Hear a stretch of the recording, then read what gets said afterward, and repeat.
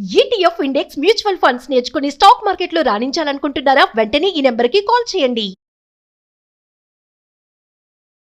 అమ్మ, కరీంనగర్లో భార్యాభర్తల వ్యాపారం గురించి చూస్తే నిజంగా ఒక భార్యాభర్తలు ఉన్న అనుబంధానికే వీళ్ళు మచ్చ తెచ్చినారు అనిపిస్తుందమ్మా. అవును. ఆ భార్యాభర్తల సంసారం అనేది 4 గోడల మధ్య ఆ ఇద్దరి ప్రమేయంతోనే ఉంటుంది. అవును. కానీ ఇక్కడ మాత్రం వీళ్ళు ఒక పెద్ద బిజినెస్ వ్యాపారస్తుల్లాగా తయారైపోయినారు ఈ భార్యాభర్తలు. అవును. సో అమ్మ, హనీ ట్రాప్ అనేది ఎలా పనిచేస్తుంది? చెప్తాను. ఆకర్షణీయమైన మహిళను ఫస్ట్ అట్రాక్ట్ చేస్తారు. పేరుతో ఒక పరిచయం చేసుకుంటారు. అంటే సోషల్ మీడియాలోనే ఇన్‌స్టాగ్రామ్ గానీ ఏదైనా గానీ. ఇంకోటి ఏందంటే ఒక ఫిజికల్‌గా కలుద్దాము అని అట్లాగా వాళ్ళు అది కొంచెం భావోద్వేగానికి గురి చేస్తారు మగవాళ్ళని. వాళ్ళు ఎట్లాగైనా బలైపోతారు దానికి.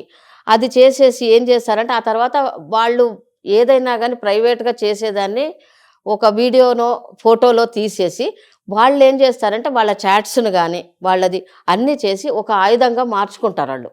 ఓకే. వాళ్ళు మార్చుకొని వాళ్ళను ఇదంతా డబ్బు కోసం బ్లాక్‌మెయిల్ చేస్తారు. అంటే నువ్వు ఇంత డబ్బు ఇస్తేనే నేను ఇది లేకపోతే సోషల్ మీడియాలో పెడతాను. నువ్వు డబ్బు ఇన్ని లక్షలు ఇవ్వాలి నువ్వు అనేసి అంటారమ్మా. ఓకే. అది. అట్లా చేస్తారనమాట.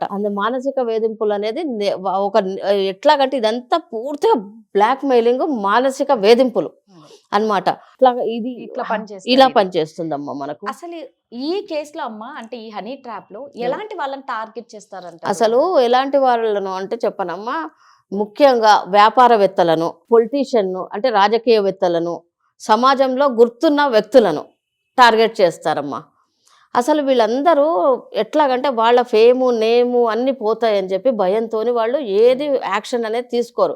వాళ్ళు ఎంత అడిగితే అంత డబ్బులు ఇచ్చేస్తారు. నీకు బ్లాక్‌మెయిల్ చేస్తున్నానంటే కొన్ని కోట్ల రూపాయలైనా కుమ్మరించడానికి రెడీగా ఉంటారు వాళ్ళు. ఇందులో అయితే లారీ డ్రైవర్ 10 లక్షలు. అయితే ఇప్పుడు ఏమైంది దీంట్లో మనకు లారీ డ్రైవర్ ఉన్నాడు కనుక అతను ఏదో ధైర్యం చేసి నిజంగా కూడా వాడికి ధన్యవాదాలు చెప్దాం మనం అందరం కూడా.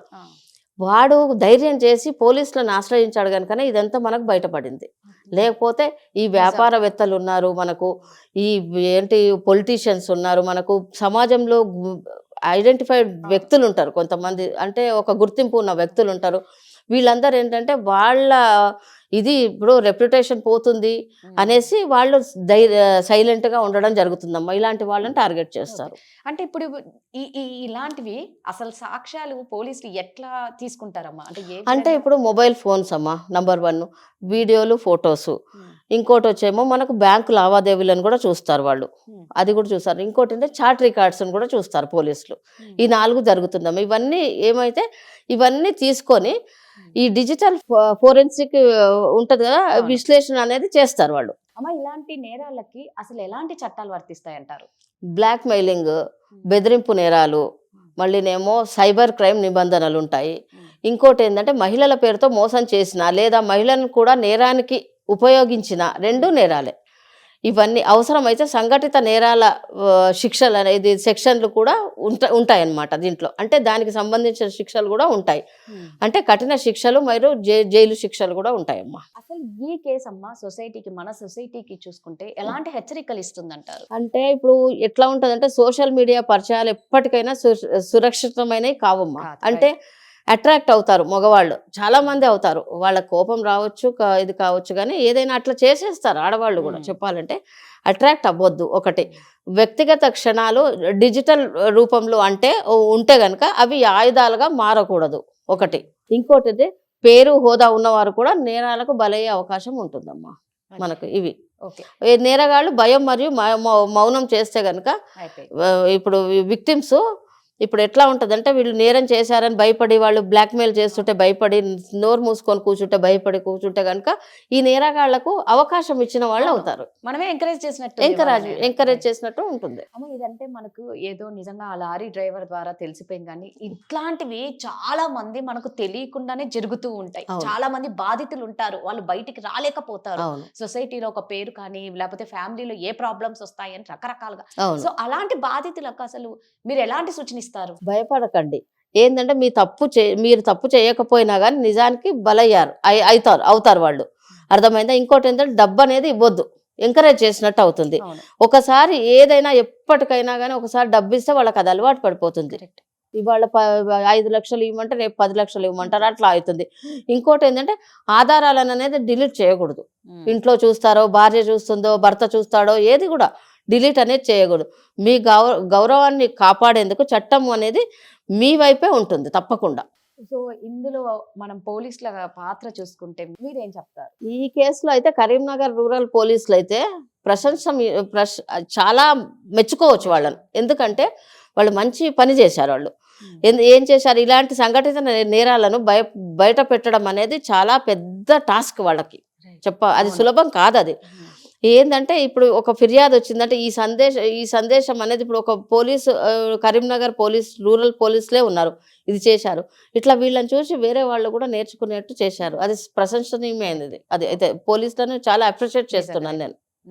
అమ్మ లాస్ట్ గా హనీ ట్రాప్ గురించి మీ అభిప్రాయం ఏముంది? హనీ ట్రాప్ అంటే ఏంటంటే అమ్మా, శరీరానికంటే మనసుకు ఎక్కువగా బాధ కలిగిస్తుంది. అర్థమైందా?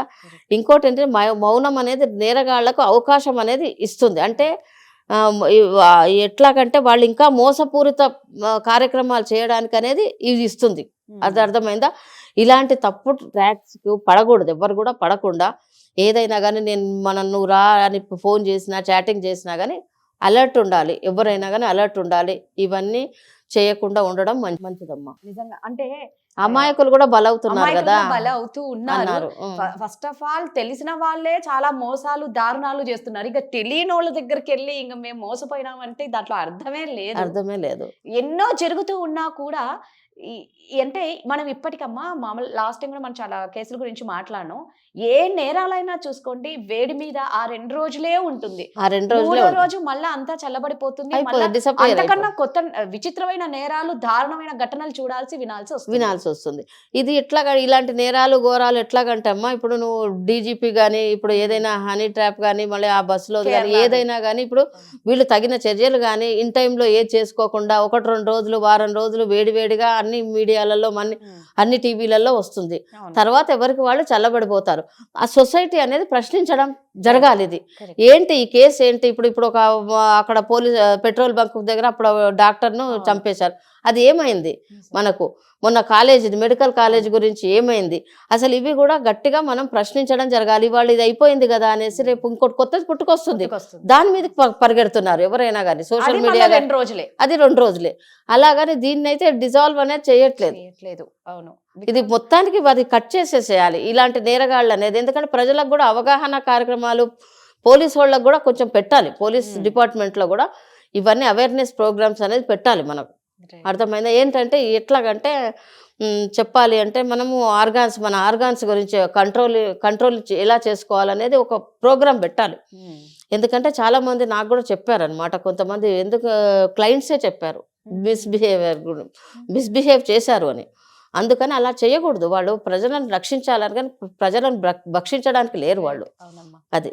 సూపర్. థ్యాంక్ యూ అమ్మా. థ్యాంక్ యూ అమ్మా.